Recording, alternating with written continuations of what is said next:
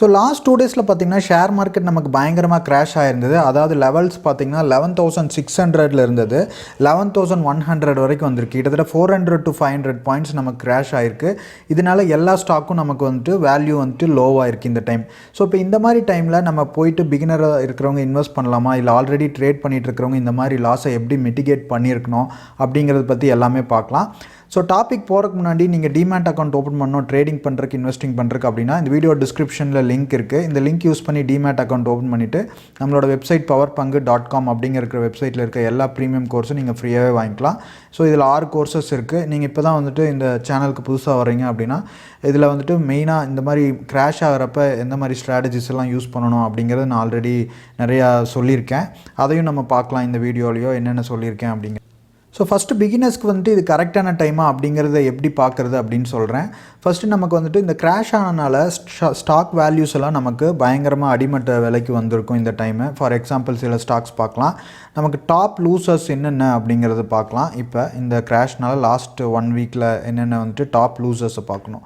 So top gainer already பாசிட்டிவாக இருக்கிறத நீங்கள் வாங்கக்கூடாது, டாப் லூசர்ஸாக வாங்கணும். அதுலேயும் என்ன கண்டிஷன் அப்படின்னா நம்ம லார்ஜ் கேப் ஸ்டாக்ஸ் மட்டும் தான் பார்க்க போகிறோம். அதாவது மார்க்கெட் கேபிட்டல் பார்த்திங்கன்னா கிட்டத்தட்ட கிரேட்டர் தேன் 20,000 crores இருக்கிறது தான் லார்ஜ் கேப் ஸ்டாக்ஸ்னு சொல்லுவாங்க. இங்கே ஃபில்டரில் பார்த்திங்கன்னா நான் ஸ்மால் கேப்பை ரிமூவ் பண்ணிவிட்டேன், ஒன்லி லார்ஜ் கேப் ஸ்டாக்ஸ் மட்டும் தான் வச்சுருக்கேன்.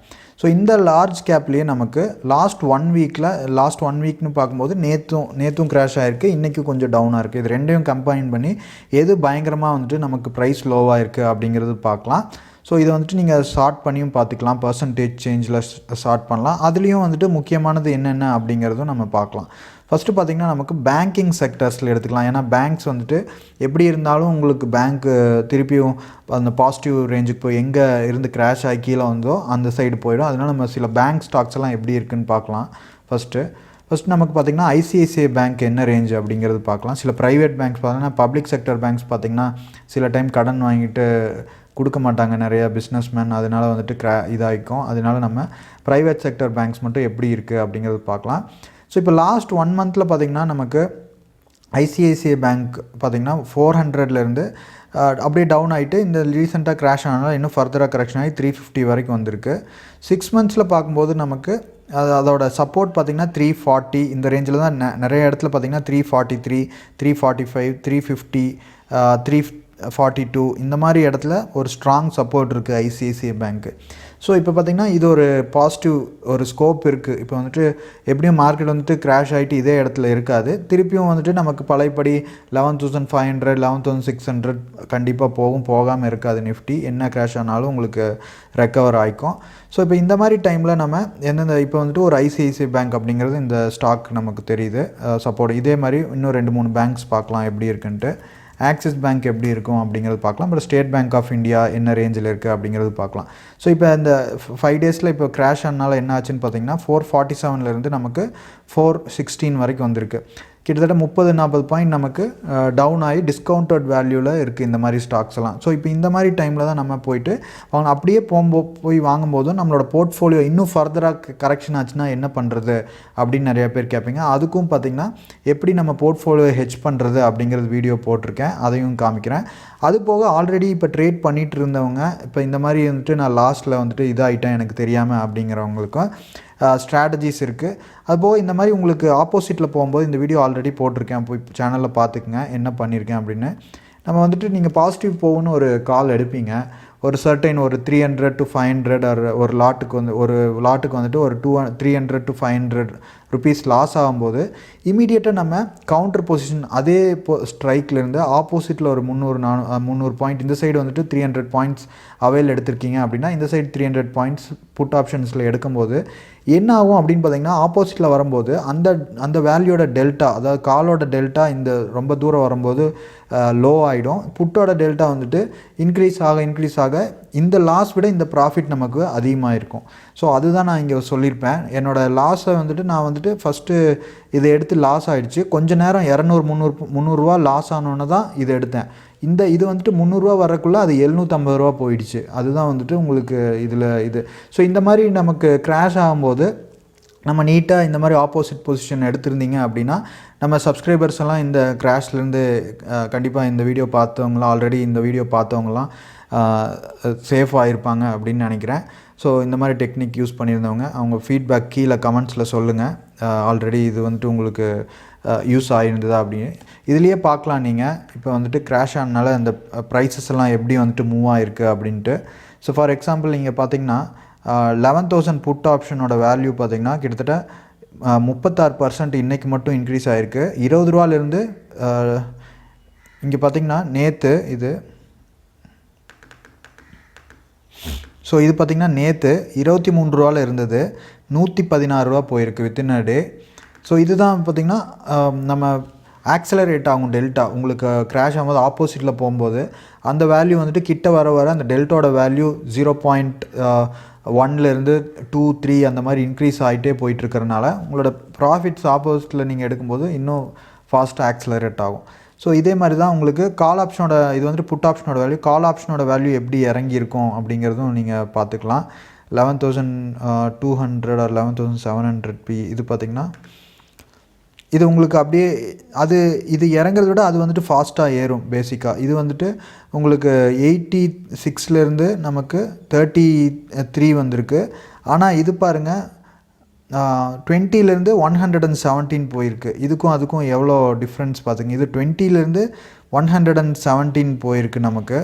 ஆனால் இது பார்த்தா 80லேருந்து 50 ரூபா தான் இறங்கியிருக்கு. அது இது பார்த்திங்கன்னா அதிகமாக இருக்குது. ஸோ இது வந்துட்டு அந்த ஓப்பன் இன்ட்ரெஸ்ட் டெல்டா இதெல்லாம் வந்துட்டு ஆக்சலரேட் ஆகிறதுனால வர்ற இதோட கான்சிக்வன்சஸ் இதுதான். ஸோ இப்போ நம்ம பார்த்திங்கன்னா நமக்கு ஐசிஐசிஐ பேங்க் ஆக்சிஸ் பேங்க் பார்த்தோம். அடுத்து ஸ்டேட் பேங்க் ஆஃப் இந்தியா பார்த்துக்கலாம்.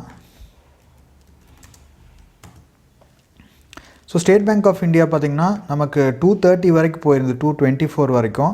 நார்மலாக இதோட 6 month சப்போர்ட் இது தான். ஸோ இது பார்த்திங்கன்னா நமக்கு 152 போயிருக்கு. அது எப்போ அப்படின்னு பார்த்திங்கன்னா கொரோனா முடிஞ்சு நமக்கு கொரோனா டைமில் கிராஷ் ஆனதுனால தான் 152 வரைக்கும் போயிட்டு அதுக்கப்புறம் நமக்கு ரெக்கவர் ஆகிடுச்சு. ஆனால் இதோட ஆக்சுவல் அதுக்கப்புறம் ரெக்கவர் ஆனது பார்த்திங்கன்னா மேக்ஸிமம் 170, 185, 178 அந்த ரேஞ்சில் தான் இருந்து 170 மேக்ஸிமம் பார்த்திங்கன்னா 178, 175 அந்த ரேஞ்சில் போயிருக்கோம். ஸோ இதுவும் வந்துட்டு உங்களுக்கு ஒரு வாங்கிறது ஒரு நல்ல டைம். ஸோ இப்போ இந்த மாதிரி நீங்கள் ஒரு 4-5 பேங்க்கை டார்கெட் பண்ணி வாங்குறீங்க அப்படிங்கும்போது என்ன பண்ணணும் அப்படிங்கிறதும் நம்ம பார்த்துடலாம். ஸோ இதை வந்துட்டு என்கிட்ட ஒரு ஃபார் எக்ஸாம்பிள் ஒரு 50,000 நீங்கள் இன்வெஸ்ட் பண்ணுறீங்க அப்படின்னா என்ன பண்ணணும் அப்படின்னா ஃபஸ்ட்டு ஒரு 5 பேங்க் வந்துட்டு நல்ல பாட்டமில் இருக்கிறது top loser Nifty 50 contributor large cap 5 பேங்க்கு நம்ம சூஸ் பண்ணிக்கணும். ஃபஸ்ட்டு லார்ஜ் கேப் எடுத்துக்கங்க.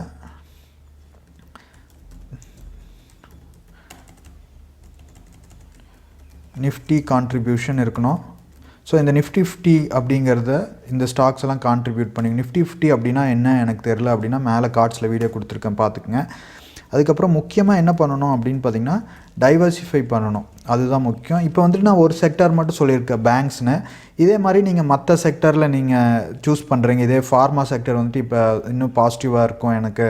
ஏன்னா இப்போ கோவிட் வேக்சின்லாம் கண்டுபிடிக்க போகிறாங்க. அதனால் ஸ்டாக்ஸ் எல்லாம் இன்னும் ஏதோ ஒரு கம்பெனி சக்ஸஸ் ஆகிடுச்சுன்னா அது இன்னும் பாசிட்டிவாக போகும் அப்படின்னா அந்த ஒரு 4 கம்பெனியை சூஸ் பண்ணி அதில் இப்போ 50,000 இருக்குன்னா இப்போ நீங்கள் ஒரு 5 பேங்க்ஸ் டார்கெட் பண்ணுறீங்க. ஃபார் எக்ஸாம்பிள் எஸ்பிஐ, அதுக்கப்புறம் ஐசிஐசிஐ, ஆக்சிஸ், அப்புறம் இண்டஸ்இண்ட் பேங்க் அதுவும் வந்துட்டு நமக்கு நல்லா கரெக்ஷன் ஆகிருக்கு. காமிக்கிறேன் பார்த்துக்குங்க.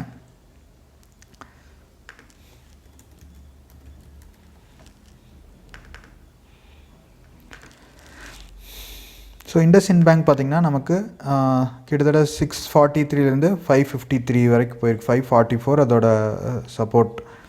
ஸோ இது வரைக்கும் போயிருக்கு. ஆனால் இதுக்கு முன்னாடி பார்த்திங்கன்னா நமக்கு 400 and 500 அந்த ரேஞ்சிலேயே தான் இருந்திருக்கு. இங்கே பார்த்திங்கன்னா 600 லாஸ்ட் 1, 2, 3, 4, 5, 6, 7, 8 செஷன்னா உங்களுக்கு அந்த ரேஞ்சில் இருக்குது. ஆனால் அதுக்கு முன்னாடி பார்த்திங்கன்னா 470, 500 அந்த ரேஞ்சில் இருந்திருக்கும். இந்த சார்ட்டை வந்துட்டு 1 day சார்ட் வைக்கும்போது உங்களுக்கு இன்னும் ஈஸியாக இருக்கும். 460, 447 அந்த ரேஞ்சில் இருக்குது. ஸோ இப்போ பார்த்திங்கன்னா நமக்கு பீக்கில் 712 போயிட்டு இப்போ வந்தனால இது ஒரு பாசிட்டிவ் பொட்டென்ஷியலாக இருக்கும் அப்படிங்கிறதுக்காக நான் இந்த ஸ்டாக்கை சொல்கிறேன். நான் உங்களுக்கு ஜஸ்ட் ஒரு ஐடியாக்காக தான் இண்டஸ்இண்ட். ஸோ இந்த மாதிரி ஒரு 1, 2, 3, 4 இன்னொரு ஸ்டாக் வந்துட்டு ஹெச்டிஎஃப்சி எடுத்துக்கங்க. ஏன்னா அது மெயின் கான்ட்ரிபியூட்டர். ஹெச்டிஎஃப்சியும் எப்படி இருக்குன்னு பார்த்துக்கலாம் நீங்கள். ஸோ ஹெச்டிஎஃப்சி பார்த்திங்கன்னா 1041, ஆனால் இது போயிருக்கிறது பார்த்திங்கன்னா 1134 போயிட்டு தான் இப்போ நமக்கு கரெக்ஷன் ஆகிருக்கு, பாட்டம் அவுட் ஆகிருக்கு. ஸோ ஹெச்டிஎஃப்சியும் எடுத்துக்கங்க. ஸோ இப்போ நமக்கு 5 இது கிடச்சிருச்சு. இது எல்லாமே லார்ஜ் கேப், எல்லாமே பொட்டன்ஷியல் இருக்குது பாசிட்டிவாக வர்றதுக்கு. ஸோ இப்போ இந்த 5 கம்பெனிலையும் ஈச்சில் ஒரு 10,000 இன்வெஸ்ட் பண்ணி வச்சிங்க அப்படின்னா ஒவ்வொரு ஸ்டாக்கும் நமக்கு ஒரு 30 ரூபா 40 ரூபா நமக்கு டார்கெட் வச்சுக்கலாம் நீங்கள். ஸோ அந்த மாதிரி நீங்கள் இந்த மாதிரி டவுன் ஆகிற டைமில் போட்டு வச்சுக்கணும். திருப்பி ஸ்டாக் வந்துட்டு பாசிட்டிவாக ஒரு 25% ரிட்டர்ன்ஸ் எடுத்துட்டிங்க அப்படின்னா இதை எக்ஸிட் பண்ணிடணும். அப்புறம் ஒரு 25% கழிச்சோன்னே இந்த மாதிரி ஸ்டாக்ஸ் கீழே இறங்கும், க்ராஷ் ஆகும், மார்க்கெட்டும் க்ராஷ் ஆகும். இது நார்மலாக நடக்கிறது தான். எப்பவுமே பார்த்திங்கன்னா உங்களுக்கு கண்டினியூஸாக மார்க்கெட் 6 மந்த்ஸில் பார்த்திங்கன்னா உங்களுக்கு ஒரு ரேஞ்ச் போனோன்னே, இது வந்துட்டு ஹெச்டிஎஃப்சி பேங்க், நம்ம நிஃப்டியை பார்க்கலாம். 6 மந்த்ஸில் பார்த்திங்கன்னா நமக்கு ஒரு ரேஞ்ச் போன உடனே திருப்பி இங்கே பார்த்திங்கன்னா 11,300 போயிட்டு 10,800 வந்திருக்கு.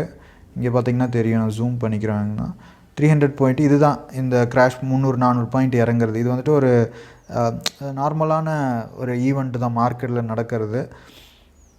ஸோ இது மாதிரி நடக்கும்போது நம்ம எப்படி இன்வெஸ்ட் பண்ணி நம்மளை இது ரிட்டர்ன்ஸும் எடுத்துக்கணும், எப்படி நம்ம ட்ரேடிங் பண்ணும்போது நம்மளையும் ப்ரொடெக்ட் பண்ணிக்கணும் அப்படிங்கிறது எல்லாம் உங்களுக்கு ஒரு ஐடியா கிடச்சிருக்குன்னு நினைக்கிறேன். So thank you. ஏதாவது டவுட்னால் நீங்கள் கீழே வாட்ஸ்அப் நம்பர் கொடுத்துருக்கேன் டிஸ்கிரிப்ஷனில், கீழே ஸ்க்ராலில் ரன் ஆகிட்ருக்கோம், நீங்கள் வாட்ஸ்அப் பண்ணுங்கள். சைன்அப் பண்ணணும், அக்கௌண்ட் ஓப்பன் பண்ணணும் அப்படின்னாலும் நீங்கள் வாட்ஸ்அப் பண்ணுங்கள். லிங்க் கீழே கொடுத்துருக்கேன். டாக்குமெண்ட் பார்த்திங்கன்னா உங்களுக்கு பாஸ்புக் இருக்கணும், இல்லை 6 மந்த் ஸ்டேட்மெண்ட், பேங்க் பாஸ்புக் இருந்தாலும் சரி, கேன்சல்டு செக் இருந்தாலும் சரி, 6 மந்த் ஸ்டேட்மெண்ட் ஏதாவது ஒன்று இருந்தால் போதும். அதுக்கப்புறம் Aadhaar link mobile number, PAN card, இது இருந்தால் நீங்கள் இன்ஸ்டண்ட்டாக 48 ஹவர்ஸ்க்குள்ளே அக்கௌண்ட் ஓப்பன் பண்ணிக்கலாம். So thank you. அக்கௌண்ட் ஓப்பன் பண்ணிட்டு நீங்கள் வாட்ஸ்அப் பண்ணி ஃப்ரீ ட்ரைனிங் கோர்சஸ் வாங்கிக்கோங்க. பாய்.